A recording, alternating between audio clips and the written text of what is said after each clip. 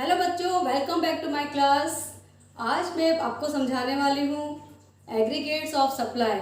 इसके पहले वाला जो वीडियो था वो था एग्रीगेट्स ऑफ डिमांड का। आप उस वीडियो को ज़रूर देखिए क्योंकि इस वीडियो को समझने के लिए आपको उस वीडियो को देखना ज़रूरी है। तो चलिए हम इसको सबसे पहले डिफाइन करते हैं कि एग्रीगेट्स ऑफ सप्लाई क्या होती है। तो स्टार्ट करते हैं। Aggregate supply is money value of total output that all the producers are planning to produce during an accounting year।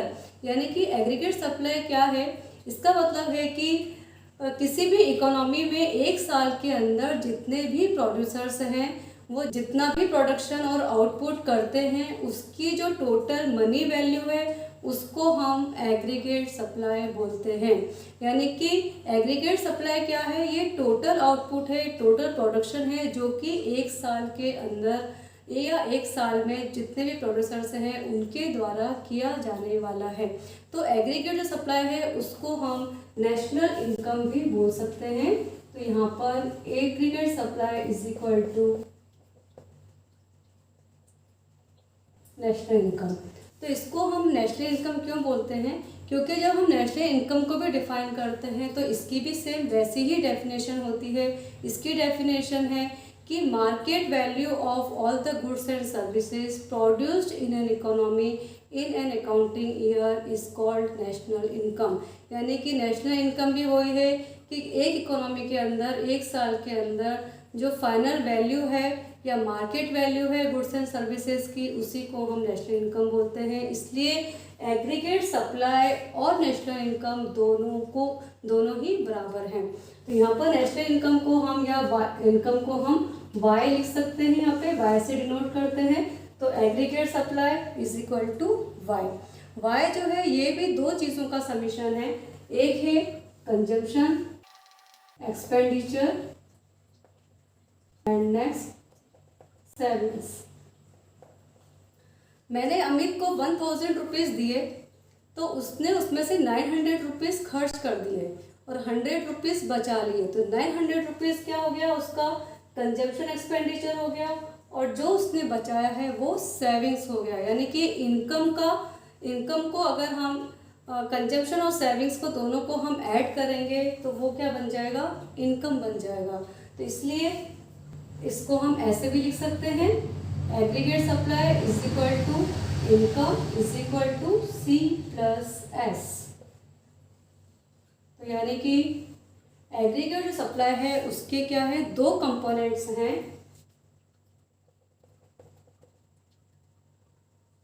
First है consumption and second savings. Consumption क्या है और सेविंग्स क्या है। Consumption is a function of income, इसको हम ऐसे भी लिख सकते हैं, consumption is equal to, and saving is also function of income. Both are consumption and savings both are the function of income and S is equal to Y यानी कि income. तो ये एग्रीगेट सप्लाई क्या है, income के बराबर है। और इसी तरह से जो कंजम्पशन है और सेविंग्स है ये दोनों ही किसके फंक्शन है, इनकम के फंक्शन है। इसको हम ऐसे भी लिख सकते हैं, इसका जो फंक्शन है C is equal to C bar plus B Y और यहाँ पर saving is equal to minus C bar plus 1 minus B Y. ये क्या क्या है इसको हम समझ लेते हैं। C bar is equal to होता है ऑटोनोमस कंजम्पशन और जो बी वाई है उसको बोलते हैं हम स्लोप ऑफ कंजम्पशन कर्व।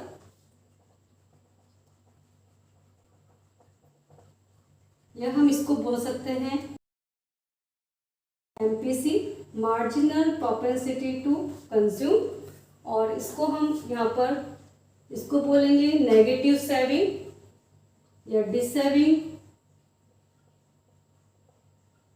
और इसको हम बोलेंगे MPS marginal propensity to save, या फिर बोलेंगे स्लोप ऑफ सेविंग कर्व। तो ये सब हो गए, ये कंपोनेंट्स हो गए एग्रीगेट सप्लाई के। इसको हम एक शेड्यूल बना लेते हैं और फिर हम ग्राफ से इसको प्रॉपर तरीके से समझेंगे कि ऑटोनोमस कंजम्पशन किसको बोलते हैं, स्लोप और कंजम्पशन कर्व क्या है, डिस सेविंग क्या है, और मार्जिनल प्रोपेंसिटी टू सेव क्या है, या फिर स्लोप ऑफ सेविंग कर्व क्या है। इसको हम एक डायग्राम बनाते हैं और डायग्राम से समझेंगे, इसका शेड्यूल बनाएंगे, उससे आपको प्रॉपर समझ में आ जाएगा कि कंपोनेंट जो एग्रीगेट सप्लाई कंपोनेंट्स हैं वो क्या क्या हैं। बच्चों हमने यहाँ पे बनाया है शेड्यूल एग्रीगेट सप्लाई का। तो यहाँ पर सबसे पहले हमने लिखा है इनकम, जिसको वाई से डिनोट किया है, कंजम्पशन को सी से, सेविंग्स को एस से, और एग्रीगेट जो सप्लाई है उसको सी प्लस एस, यानी कि कंजम्पशन और सेविंग को जब हम ऐड करेंगे तो ये हो जाएगा एग्रीगेट सप्लाई। तो यहाँ पर किसी भी व्यक्ति की है, अमित है, उसकी इनकम अगर 0 है तो उसका कंजम्पशन तब भी 60 है। क्यों 60 है? क्योंकि कोई भी व्यक्ति अपने सर्वाइवल के लिए, चाहे उसकी इनकम कुछ भी हो, 0 हो, 0 उसकी इनकम है, तब भी अपने आप को जीवित रखने के लिए कुछ ना कुछ तो खाएगा, कुछ रहने की कुछ भी कहीं पर भी रहेगा भी, कपड़े भी पहनेगा। तो ये सारे कंजम्पशन जो कि इनकम से प्रभावित नहीं होते हैं, जो कि एक मिनिमम सर्वाइवल वाले जो कंजम्पशंस होते हैं, एक्सपेंडिचर्स होते हैं, वो सभी जो है वो कंजम्पशन यहाँ पर है 60। तो अगर 60 कंजम्पशन है तो इसको हम बोलेंगे, ऐसे कंजम्पशन को बोलेंगे ऑटोनॉमस कंजम्पशन, जिसको हम सी बार से डिनोट करते हैं। तो जब कंजम्पशन हमारा 60 है तो ये आया कहाँ से, 60 रुपीज़ आए कहाँ से? ये आएंगे हमारे जो भी पास्ट सेविंग है, पिछली जो सेविंग है उसमें से हम यूज़ करेंगे।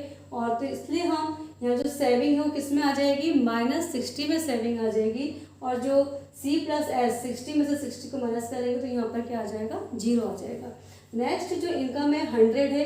अब की बार सुमित का जो कंजम्पशन है वो है 130 रुपीज़।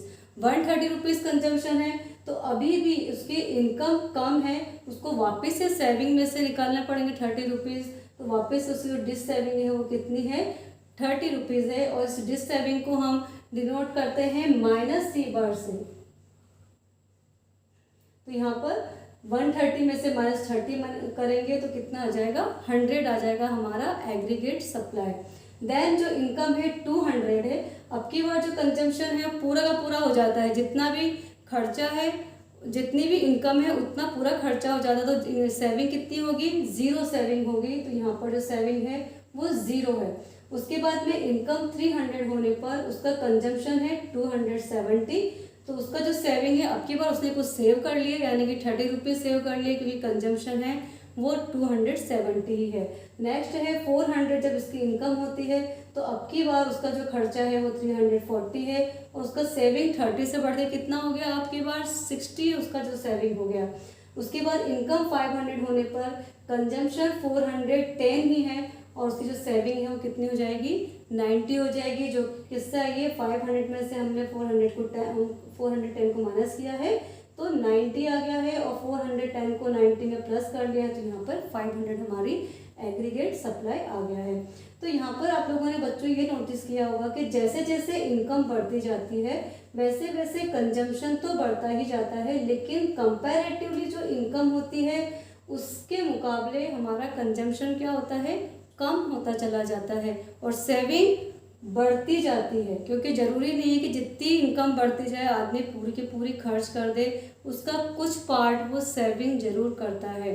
तो ये इस तरह से आप लोग देख लिया डायग्राम जो शेड्यूल है। उसके बाद में हम डायग्राम को समझेंगे। यहाँ पर डायग्राम में हमने यहाँ पे सबसे पहले जो कर्व है वो है आपका एग्रीगेट सप्लाई का। एग्रीगेट सप्लाई का जो कर्व बनेगा स्ट्रेट लीनियर बनेगा, लीनियर लाइन बनेगा, जो कि मूव करेगा लेफ्ट टू राइट मूव करेगा, और जो कि 45 डिग्री का एंगल बनाएगा। क्यों बनाएगा 45 डिग्री का एंगल? क्योंकि यहाँ पर जो इनकम है और जो एग्रीगेट सप्लाई है, यहाँ पर देखिए इधर शेड्यूल के अंदर जो इनकम है और एग्रीगेट सप्लाई है, दोनों की अमाउंट क्या है, बराबर है। क्योंकि हमने क्या पढ़ा था यहाँ पर पहले जब आपने देखा था अभी कि एस इज इक्वल टू क्या होता है, इनकम होता है, और इनकम इज इक्वल टू होता है कंजम्पशन प्लस सेविंग। तो यहाँ पर ये एएस और इनकम दोनों इक्वल हैं, इसलिए ये इस तरह से बिल्कुल लेफ्ट टू राइट अपवर्ड कर जाएगा और ये 45 डिग्री का एंगल बनाएगा। उसके बाद में हम जो कि जीरो से स्टार्ट होगा, यहाँ पर जो है इनकम में जीरो है तो यहाँ से जीरो से स्टार्ट होगा। उसके बाद में हम देख रहे हैं कि कंजम्पशन का जो कर्व है, ये वाला जो कर्व है वो कंजम्पशन का है, वो किस तरह से बनेगा। वो स्टार्ट कहाँ से होगा, जीरो इनकम पर जीरो से स्टार्ट नहीं होगा, ये होगा 60 से। यहाँ पर देखिए 60 से कंजम्पशन का कर्व स्टार्ट हो रहा है और ये यहाँ पे इंटरसेक्ट करेगा और ये जो इनकम का जो कर्व है या एग्रीगेट सप्लाई का कर्व है उसको उससे थोड़ा नीचे इस तरह से स्लोप इसका जो है डाउनवर्ड स्लोप जाएगा। उसके बाद में है सेविंग का कर्व। देखिए सेविंग का कर्व जो है ये -60 से शुरू होगा, यहाँ पर ये एस एक्सिस के नीचे से शुरू होगा और ये धीरे धीरे यहाँ पर एक्स एक्सिस को, यहाँ पर जो एस एक्सिस है यहाँ पर इसको इंटरसेक्ट करते हुए और धीरे धीरे ऊपर की ओर जाएगा। तो यहाँ पर हम लोग क्या देख रहे हैं कि सबसे पहले हम देखते हैं यहाँ पर कि जो कंजम्पशन जो कर्व है स्टार्टिंग में ये जो है, ये जो एरिया है जहाँ पर कि उसकी इनकम कम है, किससे, कंजम्पशन जो है consumption is more than income. तो ये जो एरिया है ये वाला, इसको हम बोलेंगे ऑटोनॉमस कंजम्पशन बोलेंगे, जिसको हम सी बार से डिनोट करेंगे। फिर उसके बाद में यहाँ पर ये इंटरसेक्ट करते हैं, दोनों मिलते हैं आपस में, एस का जो कर्व है और कंजम्पशन का कर्व है। यहाँ पर आप देख लीजिए इधर कि हमारा जो y है इनकम है और कंजम्पशन दोनों ही बराबर है, इस पॉइंट पे दोनों बराबर हैं। तो ये हो गया आपका C = y, इस पॉइंट पे इंटरसेक्ट करेंगे और उसके बाद में धीरे धीरे इनकम तो बढ़ती जाती है लेकिन कंपैरेटिव जो कंजम्पशन है वो धीरे धीरे कम होता चला जाता है। तो ये जो होगा यहाँ पर ये होगा, यानी कि यहाँ पर income is more than consumption और यहाँ पर consumption is more than income. तो ये जो दोनों हो गए, ये आपको क्लियर हो गया होगा इधर यहाँ पर। और ये जो पॉइंट है जहाँ पर कि कंजम्पशन और इनकम दोनों इक्वल हैं, वहाँ पर क्या होगा कि वहाँ पर जो हमारी सेविंग है वो होगी ज़ीरो। यहाँ पर आप देखिए ये जो सेविंग है वो यहाँ पर है ज़ीरो। तो ये ऐसा पॉइंट जहाँ पर कि कंजम्पशन और इनकम इक्वल है और जहाँ पर सेविंग ज़ीरो है, तो ये जो पॉइंट है वो कहलाते हैं ब्रेक इवन पॉइंट, BEP बोलेंगे इसको शॉर्ट में, break even point. This is also break even point. अब हम समझ लेते हैं इधर की जो सेविंग कर्व है उसका ट्रेंड क्या है। ये भी लीनियर स्ट्रेट जाएगा, किस तरह का कोई कॉन्वेक्स नहीं, कोई कॉन्केव नहीं है। तो ये जो एरिया है ये वाला, जिसको हम बोलते हैं dissaving curve, dissaving जो एरिया है यहाँ पर ये डिस सेविंग एरिया है और जैसे यहाँ पर एक इंटरसेक्ट करेगा वाई एक्सिस को और उसके बाद का जो भी एरिया है वो हो जाएगा सेविंग का। ये धीरे धीरे सेविंग बढ़ती जाएगी तो ये धीरे धीरे ऐसे अपवर्ड जाता जाएगा, लेकिन कभी भी कंजम्पशन और सेविंग के जो कर्व हैं कभी भी इंटरसेक्ट नहीं करेंगे आपस में। तो दोनों में क्या फ़र्क है, कंजम्पशन कर्व में और सेविंग कर्व में क्या फ़र्क है। कंजम्पशन का कर्व जो है, जो एस जो लाइन है इनकम की लाइन है उसको इंटरसेक्ट करेगा, जहाँ पर एक पार्ट होगा जहाँ पर कि कंजम्पशन ज़्यादा है इनकम से और एक पार्ट वो है जहाँ पर कि इनकम ज़्यादा है कंजम्पशन से। लेकिन जो सेविंग कर्व होगा ये कभी भी इनकम का जो कर्व है उसको कभी भी इंटरसेक्ट नहीं करेगा, क्योंकि जो सेविंग है वो किस पे डिपेंड करती है, वो इनकम के ऊपर डिपेंड करती है। अगर इनकम नहीं है तो सेविंग भी नहीं है। यहाँ पर ये स्टार्टिंग होगा डिस सेविंग से और धीरे धीरे करके सेविंग बढ़ती जाएगी। क्यों बढ़ेगी सेविंग, क्योंकि इनकम बढ़ती जा रही है तो सेविंग भी बढ़ती जाएगी।